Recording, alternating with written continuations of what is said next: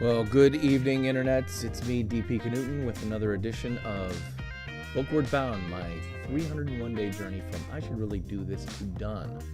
And that done, what am I talking about? I'm talking about creating a brand new book by January 1st. Let me say that again, January 1st, 2021, which means I've got to have press-ready PDF files ready for uploading on December 31st of 2020. Consequently, that means I got to make some hay while the sun's shining, and it's certainly sun shining today. So I got to write this book, and I got to design this book, and I got to proofread this book, and I got to edit this book. I got to do all the stuff related to this book by coming down here every night for 301 consecutive days and live streaming it real time right in front of your face. And that's what I have been doing successfully for, let's see, 166 consecutive days. Yeah, that's right. 166 consecutive days since Friday, March 5th of 2020.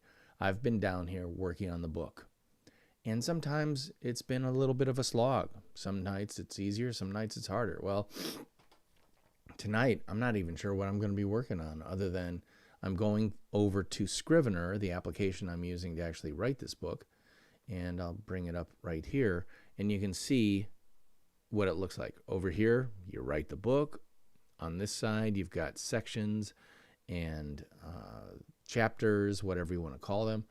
And I've color-coded them. The green ones are pretty much done. The blue ones are in really good shape. They need to be proofread, etc. The red ones have not been written at all, which is really, really painful at this point. What is nonfiction branding? I'm not going to worry about that right now. Laying the foundation for you. Some folks I'd like you to meet. Yeah. So Stephanie Liu, I'm going to write about her this weekend. She's going to be on the Nonfiction Brand podcast next Monday's episode. So I'll be going through that podcast and looking for interesting pull quotes, extended quotes I can take from the podcast and apply to the book. But I also want to have a narrative story about her that's related to the core of the book. And so right now I'm saying plant your flag live. And this is an example of what I mean by planting your flag. While you can be in, quote, marketing is way too broad. But if you want to be known for something, you need to narrow it down. So with Stephanie Liu, it's live streaming video. Her Lights Camera Live platform, lightscameralive.com, all that stuff feed into all the rest of the work she does, but it's the literal flagpole at the center of her activity that she constantly revolves around. It's the same way that I use branding and nonfiction branding as my flag that's planted in the ground.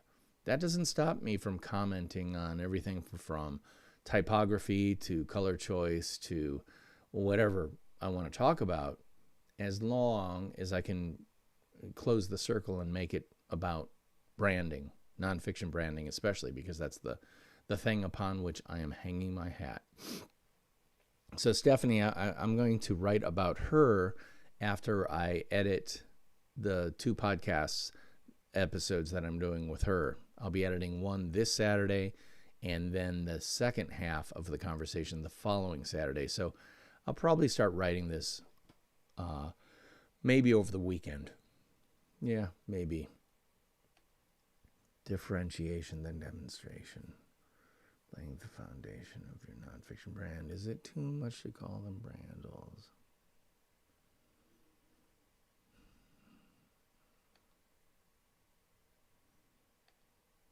Yeah, the whole brandle conversation, that's a big one.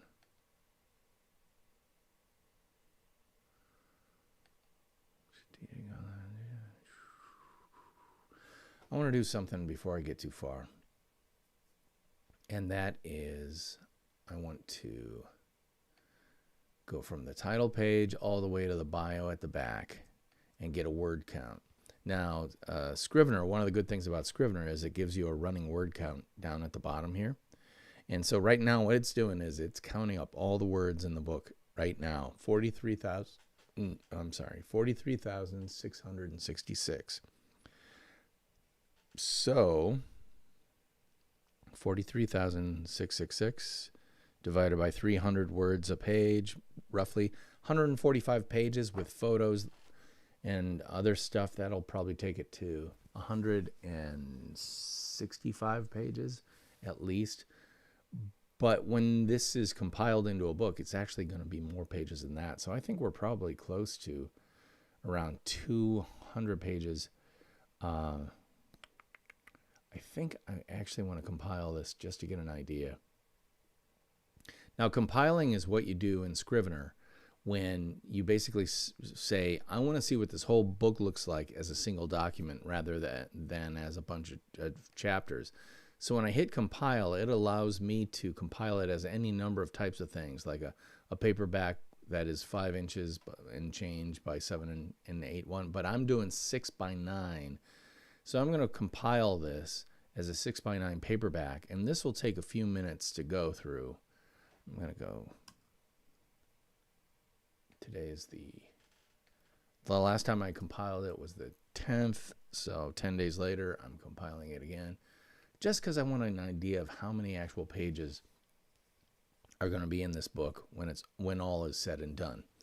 So while I'm going to talk at you while it does its compile thing and let you know that the reason I'm doing this is so that I have a clear idea of just how big this book is, because I want it to be about 250 pages.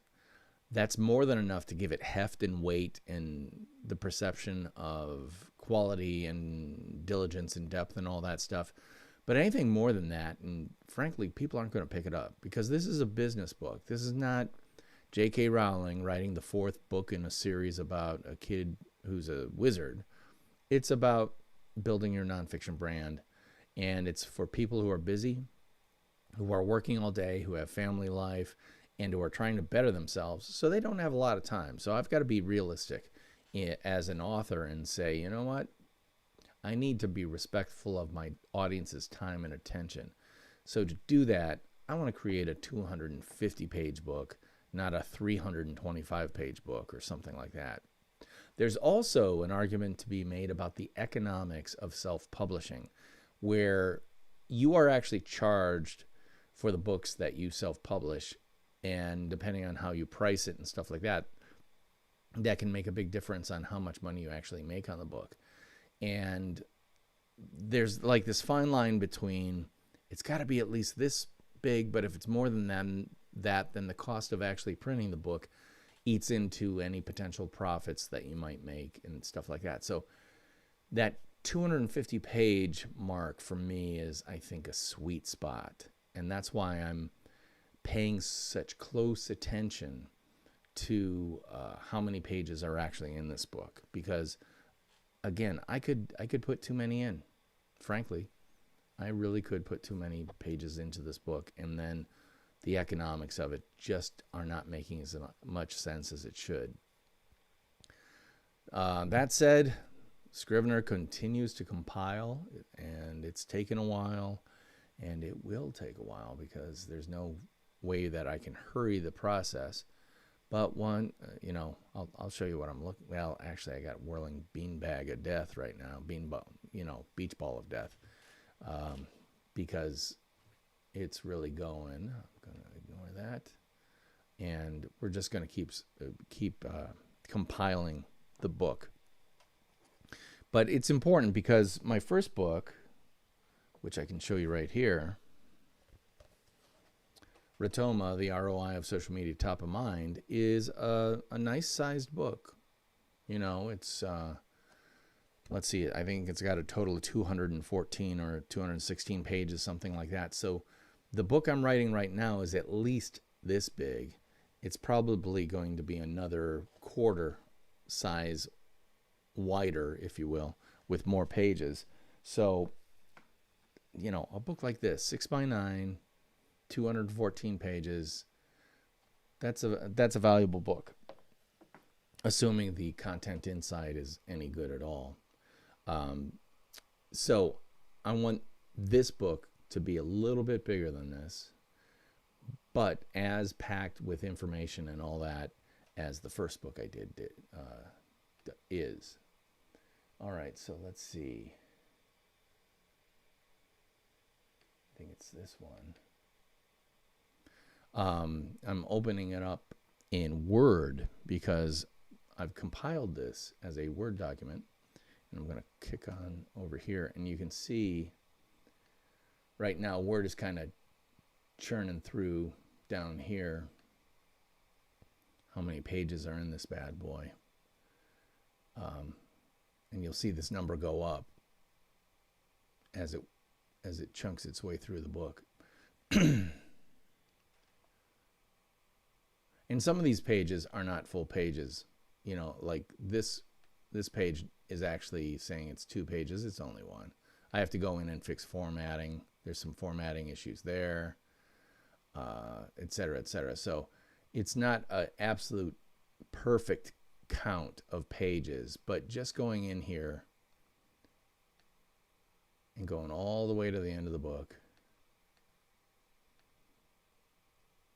Why is that repeating down there? Oh, because it went back to the top of the book. Thank you. All right, this is telling me that it's about 218 pages right now. Looks like this is garbage and that's garbage, chapter 1. Stuff like that. So let's just say it's 220 pages because it's telling me 220 pages down here. Good. So the book is compiling at 220 pages as is. Let's say 20 pages of that actually get shrunken out, or formatting it completely takes care of some of that problem. So it's around 200 pages, meaning I've got about 50 pages to go to make this a 250-page book. And so I'm not going to be, I have to be a little bit more judicious moving forward. So a lot of the sections that right now I'm saying there's a red flag that I haven't written about them, well, that's because I might not be writing about them. Because I'm literally taking all the philosophy that I've developed over the years for the nonfiction branding and what that means and trying to pour all of it into a single book. And I think personally that's a bit of a mistake because it's going to be overwhelming to the reader. It may not provide them exactly what they want.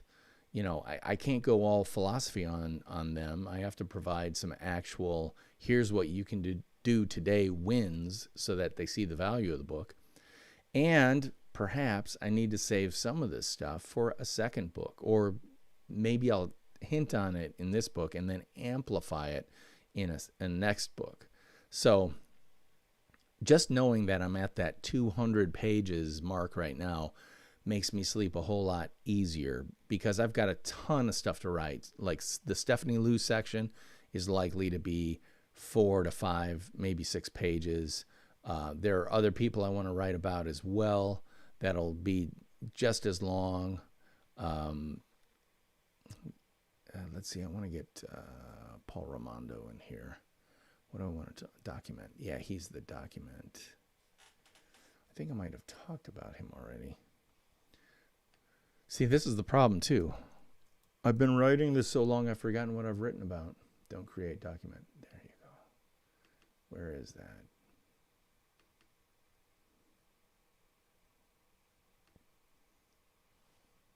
Oh, right there, of course, the one right above there. So, and I'll be doing a podcast with him next week. So that's cool. He's definitely in. And believe me, I'm paying attention to things like boy, girl, boy, girl. You know, I'm trying to be very, very inclusive and diverse in every way I can. So I'm going to make sure that happens as well. So Paul Raimondo, I know I want to write about. Stephanie Liu, I know I want to write about. Personal branding under umbrella, building the big dog.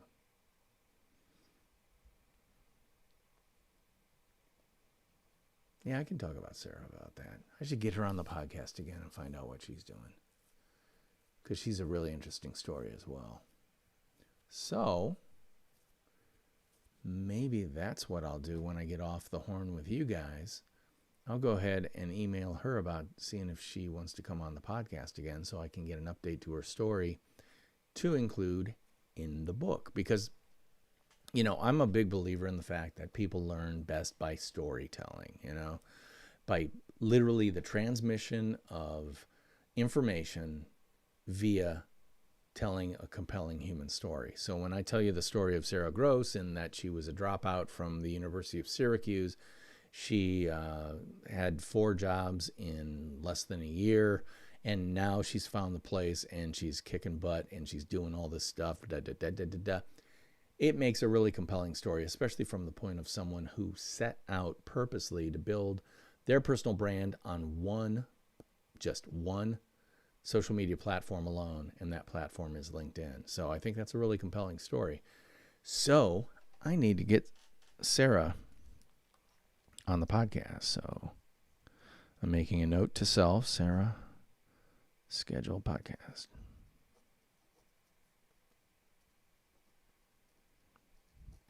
And let that be a lesson to you too, that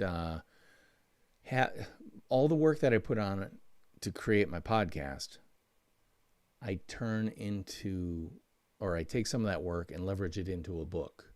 That book will refer to the podcast. So it's this virtuous circle of podcast feeds book, book feeds podcast, and vice versa.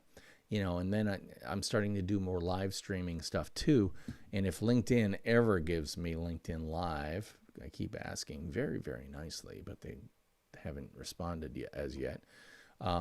You'll be seeing more of that there as well. So I was talking to someone yesterday. I gave a presentation and someone asked, when you're building your personal brand, how do you know what channel to use as your main social channel? And I asked them this question, or I basically said, where do you hang out the most? Where do you feel most comfortable? Which one feels most authentic to you as a human being and a person?